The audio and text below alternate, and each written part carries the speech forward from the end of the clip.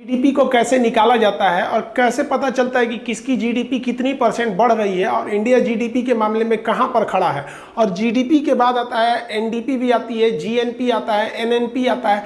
ये सब चीज़ें क्या होती हैं और इकोनॉमिक्स पर इसका क्या प्रभाव पड़ता है, और चाइना जो है वो जीडीपी में कितने नंबर पर और इंडिया जीडीपी में कितने नंबर पे है। अगर हम जीडीपी की बात करें तो हम लोग 6वें 7वें नंबर पर आते हैं, लेकिन पीपीपी के मामले पे हम तीसरे नंबर पर चले जाते हैं। तो इसमें क्या, पहले तो आप जीडीपी की परिभाषा समझिए। जीडीपी में 4 चीजों का ही ध्यान रखा जाता है। सबसे पहला होता है राजनीतिक सीमा, यानी आपको अपने सीमा में रह के ही आपको जीडीपी निकालना है। जैसे कोई चीज अगर राजस्थान में बन रही है तो उसे आप मध्य प्रदेश के जीडीपी में शामिल नहीं कर सकते हैं, वो राजस्थान के ही जीडीपी में जाएगी।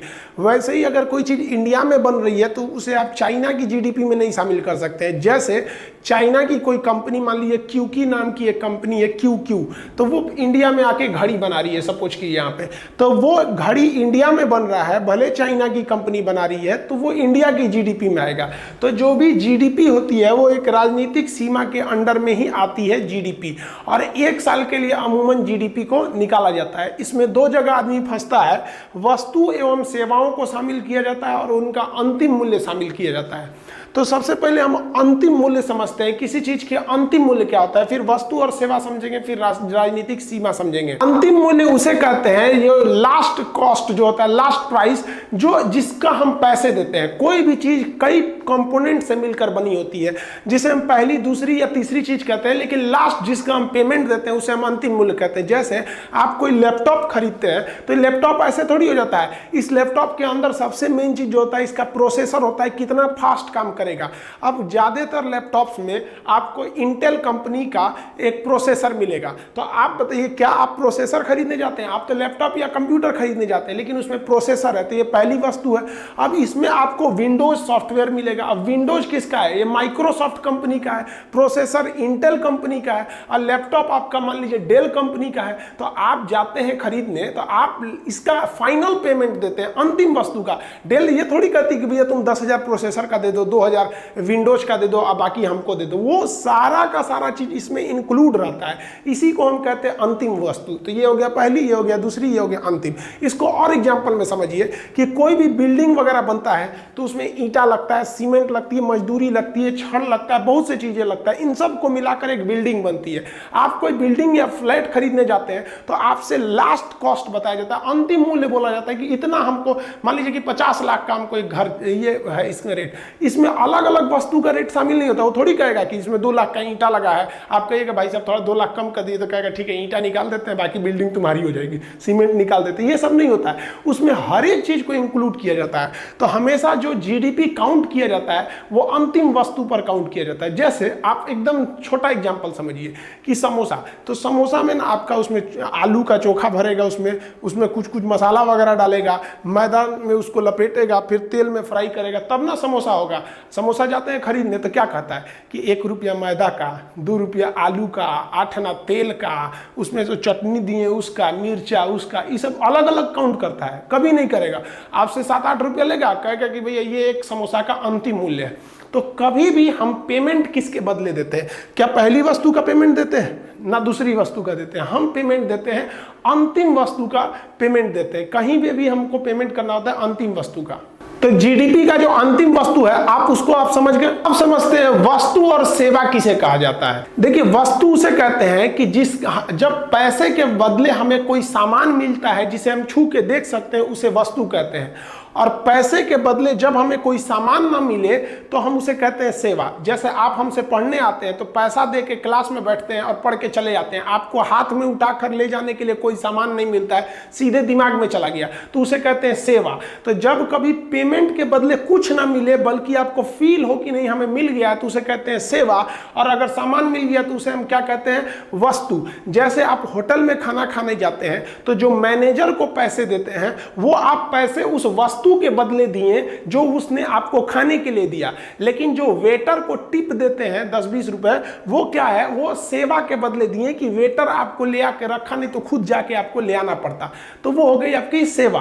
इंडिया में अलग अलग टाइप की वस्तुओं का निर्माण होता है, जैसे कार वगैरह का निर्माण हो गया, इलेक्ट्रिक सामानों का निर्माण हो गया, बिजली घर, कोयला, सीमेंट फैक्ट्री हो गया, मोबाइल बनते हैं, कैमरा बनता है, हर एक चीज के बनते हैं सब। आपके बिल्डिंग इक्विपमेंट में कुदारी, मान लीजिए करनी, बसूले, सब चीज बनते हैं सब यहाँ पे। ये जितनी चीजें बन रही है, जैसे हॉस्पिटल इक्विपमेंट हो गया, उसका ऑक्सीजन सिलेंडर बनेगा, आपका बेड बनता है, वेंटिलेटर बनता है, लाइट्स बनते हैं, ये आपका जो खेती के इक्विपमेंट होते हैं ये भी कहीं ना कहीं फैक्ट्री में बन रहे होते हैं सब। ये दूध बन रहा होता है, कोल्ड ड्रिंक, पेप्सी, ये सब जितनी चीजें हैं ये सब क्या है सब भाई, ये गुड्स है, सब सामान है जिसका उत्पादन इंडिया में हो रहा है। जैसे कपड़ा का उत्पादन हो गया, खेलने वाली चीजों का उत्पादन हो गया, ये सब क्या चीज आ जाते हैं, सब गुड्स हो जाते हैं सब। अब हिंदुस्तान में करोड़ों चीजें बनती हैं सब, इसका ही हिसाब रख लेना जीडीपी कहलाता है। तो जीडीपी में हम केवल वस्तु को तो शामिल करते हैं, साथ ही साथ हम सेवाओं को भी शामिल कर देते हैं। सेवा में देखेंगे तो जितना भी ट्रांसपोर्ट है वो सेवा तो करता है, पैसा लेता है, हमें कुछ देता थोड़ी है। एयर इंडिया के जहाज में बैठेंगे तो क्या जहाजिया दे देगा आपको, दिल्ली से उठा के आपको लखनऊ छोड़ देगा कि पूरा जहाज दे देगा आपको? ट्रेन हो गया, बस हो गया, कोई भी ट्रांसपोर्ट हो गया, वो क्या है, सेवा है। पैसा लेके बदले में हमें यहाँ से वहाँ पहुँचा देता है। बैंकिंग, LIC क्या है, सेवा है। स्कूल, कोचिंग, ये सब की सब क्या है, सब सर्विस सेक्टर है, सब सेवा का चीज हो गया आपका। जितने भी टेलीकॉम कंपनी है, जियो है, आप कहते हैं हेलो तो आपको क्या पहुंचा देता है यहाँ से वहाँ, केवल आपकी आवाज़ को पहुंचा देता है और आपके काम को आसान कर देता है। हालांकि हम सेक्टर्स पे एक अलग भी वीडियो बनाए हैं कि कितने सेक्टर्स के इंडस्ट्री होते हैं, तो ये भी सेवा सेक्टर होता है। ब्यूटी पार्लर में भी देखते हैं ना, यहाँ पे कोई चमगादड़ घुसती है, परी बन के निकल जाती है, तो ये क्या करता है, सेवा बन कर देता है उसका, एकदम बढ़िया से उसका कलर वलर बदल देता है, खूब मेकअप वेकअप करके। सैलून भी क्या है, वो सेवा है। जिम भी क्या है, सेवा है। तो जीडीपी में आप अंतिम वस्तु समझ गए, हमें किस चीज का प्राइस जोड़ना है, अंतिम वस्तु का, और किस किस चीज का। तो वस्तु और सेवा का अब आप सोचिए कि अकेले जियो कितना करोड़ कमाया, एयरटेल कितना कमाया, अमूल दूध वाला, सुधा दूध वाला, सोनी कंपनी वाला, अब बताइए कितनी कंपनियां हैं, वो कितना पैसा कमा रही होंगी। उन सारे के सारे को जोड़िएगा तो आपका क्या आएगा, इंडिया की जीडीपी निकलती है। अभी और कुछ है जीडीपी में, आप समझते हैं राजनीतिक सीमा, एक साल तो समझ में आ ही गया होगा कि साल किसे कहा जाता है। राजनीतिक सीमा क्या होता है, देखिए ये जो नक्शा दिख रहा है ये हमारा भौगोलिक सीमा है, भूगोल के हिसाब से। लेकिन इकोनॉमिक्स इस भूगोल के सीमा से भी बड़े सीमा को मानता है, वो कहता है हमको पॉलिटिकली बाउंड्री चाहिए, राजनीतिक सीमा। जैसे कोई यहाँ पर मछली पकड़ने चला आया तो ये इसकी राजनीतिक सीमा है। मान लीजिए यहाँ से कोई पेट्रोल निकल रहा है, मछली पकड़ने वाला क्या हो गया, राजनीतिक सीमा। कोई यहाँ समुद्र से पेट्रोल निकाल रहा है तो ये हमारे भौगोलिक सीमा में नहीं है, लेकिन हमारे राजनीतिक सीमा की वजह से भी ये हमारी ही जीडीपी में आएगा। अब जैसे एयर इंडिया का जहाज है, अब वो इंडिया से गया, किसी को दुबई छोड़ के आया, तो इंडिया तो क्रॉस करके दुबई चला गया, तो आप कहेंगे कि आप बताए थे सर जीडीपी में हमारी अपनी सीमा होनी चाहिए। तो भौगोलिक सीमा नहीं, राजनीतिक सीमा। वो भले दुबई गया है, दिल्ली से गया है दुबई, लेकिन उस पर राजनीतिक रूप से भारत का अधिकार है। तो एयर इंडिया की सारी इनकम किस में आ जाएगी, जीडीपी में। हमारे जो दूतावास है, जैसे मान लीजिए पाकिस्तान में है, इंग्लैंड में, वो दूतावास, और वो दूतावास वहां पर किसी का काम करता है। जैसे मान लीजिए किसी का पासपोर्ट खत्म हो गया तो वहां पे फीस देगा ना कि भैया मेरा पासपोर्ट का डेट खत्म हो गया, आप बना दीजिए। तो वो जो फीस होती है एम्बेसी की, दूतावास की, वो हमारे भौगोलिक सीमा में नहीं है, लेकिन राजनीतिक सीमा में वो भी चली आती है। तो ये चारों चीज अगर याद हो गया तब हम आगे बढ़ते हैं जीडीपी समझाने के लिए। ये तो बेसिक चीज हो गया। तो जीडीपी में क्या रखते हैं, राजनीतिक सीमा के अंतर्गत एक साल में उत्पादित होने वाली सभी गुड्स यानी वस्तु एवं सर्विस यानी सेवाओं का अंतिम मूल्य को आप शामिल कर लेते हैं तो उसी को जीडीपी कहते हैं। मोदी जी ने कहा है ना कि हमें अपनी जीडीपी को 5 ट्रिलियन बनाना है। हालांकि अभी हम लोग 2.8 मतलब लगभग 3 ट्रिलियन पे हम लोग हैं। हमें जाना कहाँ है, 5 ट्रिलियन पर जाना है। अब जीडीपी का फुल फॉर्म होता है ग्रॉस डोमेस्टिक प्रोडक्ट। ग्रॉस का मतलब होता है सकल, सकल का मतलब है टोटल। टोटल मतलब समझ गए आगे, टोटल कितना आपने उत्पादित किया। तो ग्रॉस डोमेस्टिक मतलब अपने घर में यानी अपने देश, अपनी सीमा के अंतर्गत आपने कितना उत्पादन किया, इसी को कहते हैं सकल घरेलू उत्पाद। यानी टोटल आपके घर में कितना उत्पादन हुआ, उसी को हम क्या कहेंगे, जीडीपी। सपोज कर लीजिए ये हमारा इंडिया है, एक रफली हम ऐसे समझा दिए। यहाँ पर हमारी इंडिया की कई कंपनियां मिलकर, हम एक ही कंपनी को अभी कंसीडर करते हैं ताकि कैलकुलेशन में आसान हो। टाटा कंपनी ने मान लिया कि 100 रुपये का माल बनाया यहाँ पर। और एलजी कंपनी जो विदेश की कंपनी है, इसने यहाँ पर 50 रुपए का माल बनाया। तो हमारी जो जीडीपी हो गई वो कितनी हो गई, 150 रुपए हो गई। और मान लिया कि इंडिया का एक आदमी है जिसका नाम है रमेश, ये रमेश नाम का व्यक्ति सऊदी अरब में काम करने गया है, वहां जाके ये 10 रुपया कमा लिया। तो आप कहेंगे कि सर जीडीपी कितनी हुई? तो देखिए, जीडीपी में हम अपनी सीमा के बाहर नहीं जाते हैं, तो हमारी जो जीडीपी हो गई, ग्रॉस डोमेस्टिक प्रोडक्ट, यहां डोमेस्टिक शब्द ध्यान दीजिएगा कि घरेलू उत्पाद हमारे घर में कितना हुआ है, तो ये घरेलू उत्पाद कितना हो जाएगा, जीडीपी हमारा 50 और ये 100 150 हो जाएगा। जबकि रमेश की आय को हम नहीं शामिल करेंगे क्योंकि वह सीमा के बाहर चला गया। भले हमारा है तो क्या हुआ, हमारी सीमा के बाहर गया, हम उसे शामिल नहीं करते हैं। तो जीडीपी जो होता है ये अच्छा भी है और खराब भी है। जीडीपी से हमें यह पता चलता है कि हमारे यहाँ किसी चीज का उत्पादन कितना हो रहा है। अगर जीडीपी ज्यादा है तो आपके यहाँ उत्पादन ज्यादा हो रहा है, इसका मतलब आपके यहाँ लोगों को रोजगार ज्यादा मिलेगा और सरकार को टैक्स ज्यादा मिलेगा। और विदेशी कंपनियां भी इसको अच्छा मानती है कि उत्पादन ज्यादा हो रहा है, इसका मतलब वहां उत्पादन करने की क्षमता ज्यादा है, तभी तो उत्पादन ज्यादा हो रहा है। क्या रेगिस्तान में कभी बागीचे का उत्पादन हो सकता है? नहीं हो सकता है। जहां हरी भरी फसल उग रही है मतलब वहां की जमीन अच्छी है। तो जीडीपी अच्छा मतलब आपका देश अच्छा, और जीडीपी चौपट मतलब आपका देश का चौपट होना फिक्स है। लेकिन जीडीपी का मतलब ये हरगिज नहीं कि ये सारा का सारा पैसा आपको आने वाला है। ये अलग बात है कि एलजी कंपनी हमें रोजगार देगी, एलजी कंपनी भारत सरकार को टैक्स देगी, लेकिन एलजी कंपनी अपना टोटल मुनाफा अपने देश में लेके जाएगी। और ये रमेश जो है ये 10 रुपया भले भारत के बाहर कमा रहा है, लेकिन ये भारत को भेजेगा। तो जीडीपी जो है वो ग्रॉस यानी टोटल डोमेस्टिक प्रोडक्ट को दिखा रहा है, आपके घरेलू उत्पाद को दिखा रहा है, लेकिन ये आपके अपने प्रोडक्ट को नहीं दिखा रहा होता है। लेकिन अगर हम आपको कह दे कि यार ये जीडीपी आपके नेशनल प्रोडक्ट है, आपका राष्ट्रीय उत्पाद है, तो गलत है। ये राष्ट्रीय उत्पाद नहीं है, ये हमारे घरेलू एरिया में उत्पादित हो रहा है, लेकिन 100% ये हमारा नहीं है। इससे यही दिखता है कि सरकार को टैक्स ज्यादा मिलेगा, रोजगार होगा और उस देश का उत्पादन क्षमता बढ़ेगा। इसे देखकर विदेशी कंपनियां भारत में आएंगी। तो अब बात कर लेते हैं उस पैसे का जो भारत के काम में आने वाला है, यानी जो हमारे राष्ट्र का पैसा है, नेशनल इनकम है, तो उसे कहते हैं ग्रॉस। देखिए, मैथ में टोटल चीजों को हम टोटल कहते हैं, लेकिन इकोनॉमिक्स में हम टोटल ना करके ग्रॉस कहते हैं। तो ग्रॉस नेशनल प्रोडक्ट, सकल राष्ट्रीय उत्पाद, देखिए वो घरेलू था यानी हमारे घर में हो रहा था, और ये हमारे राष्ट्र का पैसा है, तो इसलिए इसको हम शॉर्टकट में जीएनपी कहते हैं। अब आप ही से कहते हैं जीएनपी यानी राष्ट्र का पैसा कैसे निकालेंगे? आप इस जीडीपी में से, यानी जो इस बाउंड्री के अंदर है, इसमें से आप ये विदेशी वाला पैसा निकाल दीजिए और ये जो बाहर है रमेश, इसको जोड़ दीजिए, तो ये क्या बन जाएगा? आपका जीएनपी बन जाएगा। तो हम ये लिख सकते हैं कि जीएनपी बराबर जो जीडीपी है, इसी जीडीपी में हम रमेश के पैसे को जोड़ दें और ये एलजी का पैसा घटा दें, तो हमें क्या मिल जाएगा? जीएनपी मिल जाएगा। तो इसी को कहते हैं प्लस एक्स माइनस वाई। यहाँ हम x किसको मान लिए हैं? रमेश के पैसा को x मान लिए हैं, और जो एलजी का पैसा उसे हम y मान लिए हैं।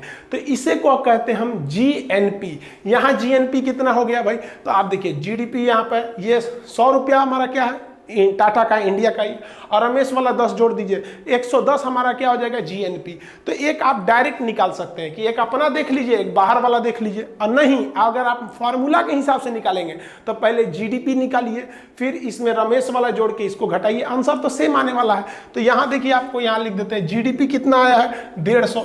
अब इसमें प्लस करते हैं रमेश का इनकम, रमेश का इनकम यानी एक्स 10 रुपया है, माइनस करते हैं हम यहाँ एलजी का कितना है? 50। तो ये हो गया आपका 160 माइनस 50 कितना आ गया? 110। तो ये 110 रुपया हमारा जीएनपी हो गया। अब आप बताइए, हमारा जीडीपी ज्यादा दिख रहा था, लेकिन जो हमारे काम लायक था जीएनपी वो तो कम हो गया। तो अमूमन जो देखा जाता है वो जीडीपी बड़ा होता है और जीएनपी छोटा होता है। लेकिन एक अर्थव्यवस्था होती है, एक इकोनॉमी होती है जिसे कहते हैं क्लोज्ड इकोनॉमी। क्लोज्ड इकोनॉमी को हम कहते हैं बंद अर्थव्यवस्था। उसमें ना आयात हो सकता है ना निर्यात हो सकता है।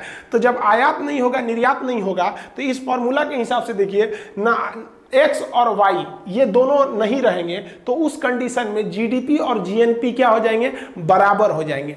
एक और कंडीशन है जीडीपी और जीएनपी के बराबर होने का, वो क्या है कि जितनी मात्रा में मान लीजिए एलजी ने कमाया उतनी ही मात्रा में अगर सुरेश भी कमा ले तो भी जीडीपी जीएनपी के बराबर हो जाएगा। यानी बंद अर्थव्यवस्था में या निर्यात और आयात यानी एक्सपोर्ट इंपोर्ट बराबर हो जाने की स्थिति में जीएनपी और एनएनपी बराबर हो जाते हैं। अभी जो कंडीशन देख रहे हैं इसमें जीडीपी ज्यादा है और जीएनपी कम है, इसका मतलब है कि विदेश वाला आपके यहाँ घुस के ज्यादा कमा ले रहा है। देखिए अगर जीएनपी घट गया तो इसका मतलब ये हुआ कि विदेश वाला आपके यहाँ से कमा के ज्यादा चला गया, इसलिए जीएनपी घट गया है। जीएनपी को ज्यादा रहना चाहिए अगर आपको ज्यादा फायदा चाहिए तब, लेकिन ऐसा नहीं है, जीडीपी से भी फायदा होता है हम लोग को टैक्स जो मिल जाते होते हैं। तो जीडीपी और जीएनपी आप समझ में आ गया। जैसे हम आपको एग्जांपल देते हैं, आप बताएंगे जो जियो है, रिलायंस जियो, ये जो जितनी चीज सर्विस का जो उत्पादन कर रहा है वो किस में जाएगा, वो इधर से तो जीडीपी में जाएगा ही जाएगा, साथ ही साथ वो जीएनपी में भी आएगा क्योंकि वो इंडिया का नेशनल चीज है। लेकिन अगर आप वोडाफोन की बात करेंगे तो वोडाफोन हमारे जीडीपी में जाएगा लेकिन वो हमारे जीएनपी में नहीं आएगा। तो जीडीपी जीएनपी में आप खुद से डिसाइड कीजिएगा कि कौन सी कंपनी जीडीपी में तो जितनी कंपनी आप इंडिया में देख रहे हैं सब आएगी, लेकिन उसमें से आप छांटिए जो इंडियन होंगी वो कहां चली आएंगी, सब जीएनपी में आ जाएंगी सब। अब इसमें एक नया चीज आता है, आप जीडीपी में देखेंगे तो इससे भी आता है एक एनडीपी और जीएनपी में देखेंगे तो इसमें भी आता है एनएनपी, यानी दोनों चीजों के पहला अक्षर जी को हटा के वहां एन लगा दिया जाता है, यानी नेट पर वैल्यू क्या होती है। तो देखिए नेट किसको कहा जाता है, जैसे मान लिया कि हमने किसी चीज का उत्पादन किया, जैसे एलईडी बल्ब का उत्पादन किया, 10 एलईडी बल्ब का उत्पादन किया, लेकिन उसमें से एक एलईडी बल्ब फ्यूज निकल गया और एक एलईडी बल्ब कहीं गिर कर टूट गया, यानी दो मेरा बर्बाद हो गया, तो इसे हम डिप्रेसिएशन कहते हैं। तो दो ठो जो बर्बाद हो गया ये हमारा जो ग्रॉस प्रोडक्शन था, टोटल उत्पादन था, वो तो था 10 एलईडी बल्ब का, लेकिन टूट फूट हो गया 2 ठो का, तो नेट प्रोडक्ट नहीं है। अब हमको नेट मेरी वैल्यू आएगी केवल 8 एलईडी बल्ब के बराबर। देखिए अब नेट वैल्यू कैसे निकालते हैं, जैसे यहां जीडीपी है तो ये ग्रॉस वैल्यू है यानी टोटल है, नेट वैल्यू नहीं है। नेट निकालने के लिए जी हटा के वहां एन लिखना पड़ेगा। तो एनडीपी क्या होता है, नेट डोमेस्टिक प्रोडक्ट। तो यहां मान लीजिए कि टाटा ने बनाया था यहां पे आपका 100 रुपए का सामान और एलजी ने बनाया था 50 रुपए का, टोटल आपकी जीडीपी हुई थी 150 रुपए की, और पता चला इसमें 10 रुपए का सामान टूट फूट गया। तो आप यहां पे इसमें से 10 रुपया माइनस करिएगा तो आपकी टोटल एनडीपी कितनी हो गई, 10 रुपया आपको माइनस करना पड़ेगा डी की वैल्यू। तो जीडीपी थी आपकी 150, 10 रुपए का सामान टूट गया, आपकी एनडीपी कितनी हो गई भाई, आपकी एनडीपी हो गई 140 रुपए की। अब इसमें से भी देखिएगा तो ऐसा भी तो हो सकता है कि टाटा का 8 रुपए का सामान टूटा होगा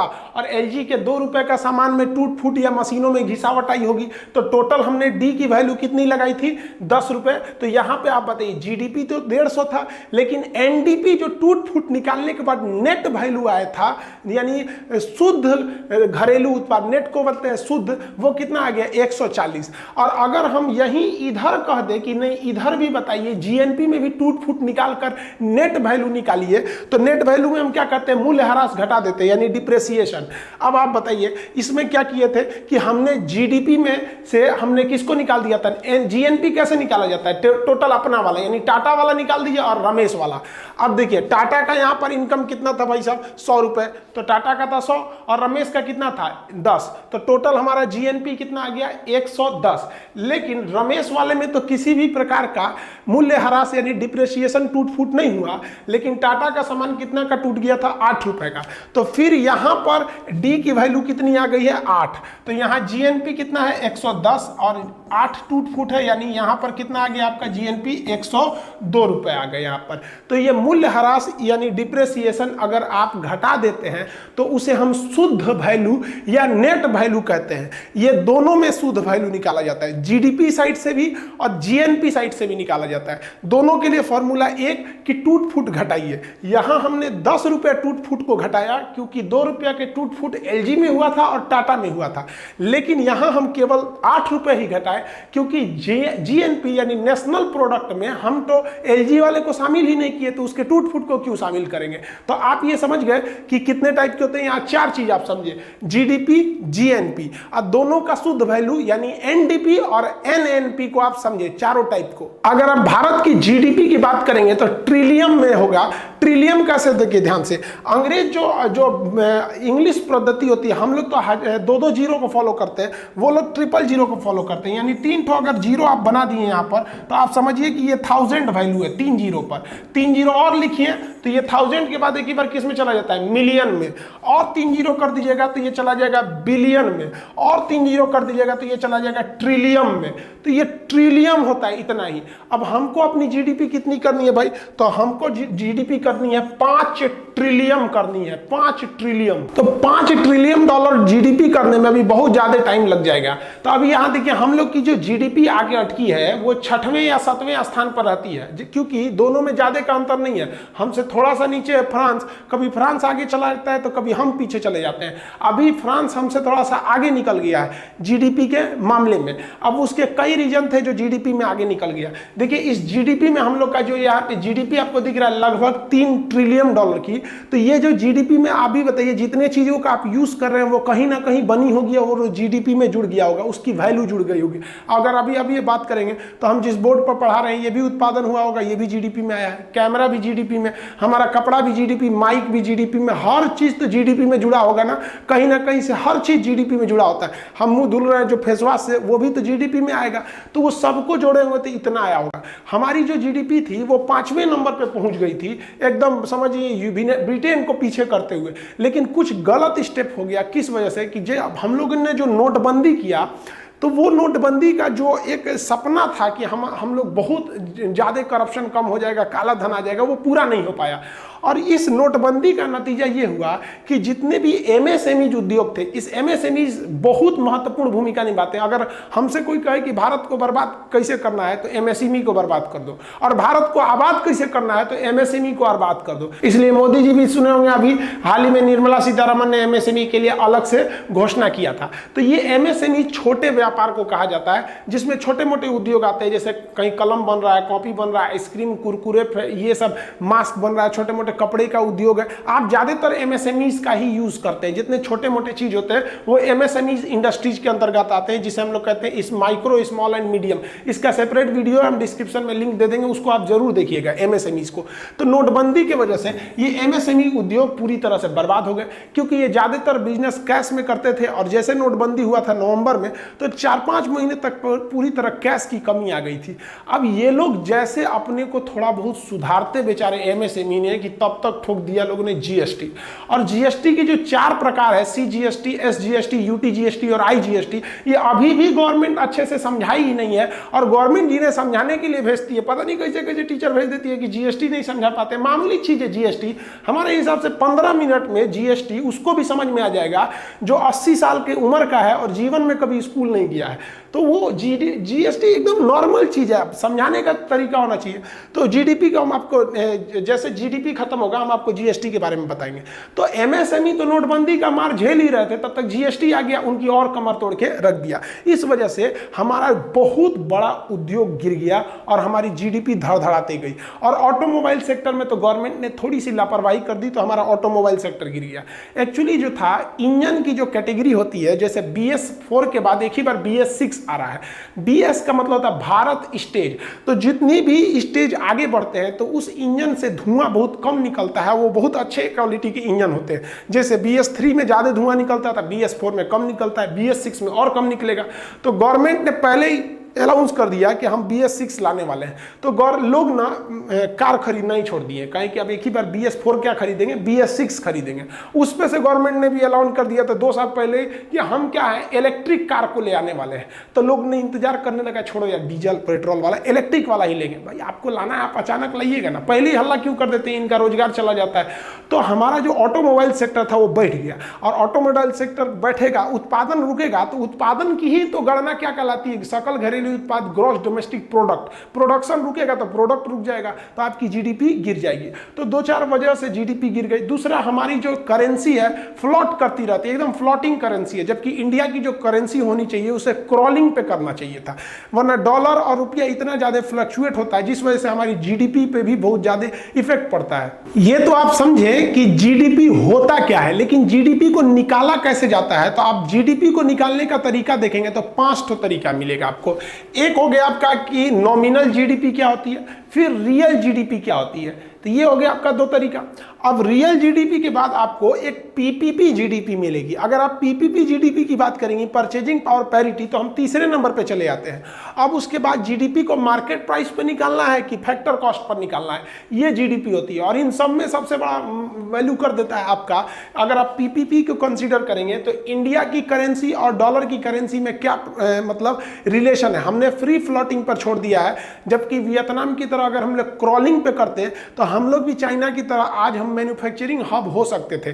तो ये कैसे डॉलर और रुपया को कैसे बैलेंस करना होता है, क्यों है आगे पीछे घट जाता है, सेंसेक्स और निफ्टी शेयर बाजार कैसे घट बढ़ जाते हैं, तो ये जीडीपी का जो निकालने की 5 तरीके हैं ये भी समझना है। तो अभी आप समझ गए कि जीडीपी क्या है और जीएनपी क्या है और एनडीपी और एनएनपी क्या है।